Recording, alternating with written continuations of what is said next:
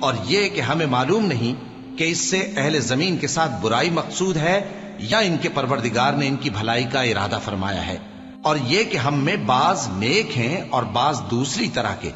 ہمارے کئی طرح کے مذہب ہیں، اور یہ کہ ہم نے سمجھ لیا ہے کہ ہم زمین میں خواہ کہیں ہوں اللہ کو ہرا نہیں سکتے اور نہ بھاگ کر اس کو تھکا سکتے ہیں۔ اور جب ہم نے ہدایت کی کتاب سنی اس پر ایمان لے آئے،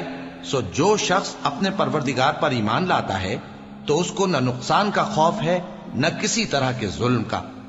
اور یہ کہ ہم میں بعض فرما بردار ہیں اور بعض نافرمان ہیں،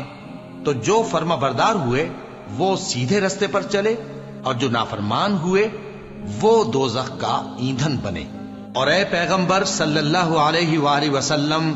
یہ بھی ان سے کہہ دو کہ اگر یہ لوگ سیدھے رستے پر رہتے تو ہم ان کے پینے کو بہت سا پانی دیتے تاکہ اس سے ان کی آزمائش کریں، اور جو شخص اپنے پروردگار کی یاد سے منہ پھیرے گا وہ اس کو سخت عذاب میں داخل کرے گا۔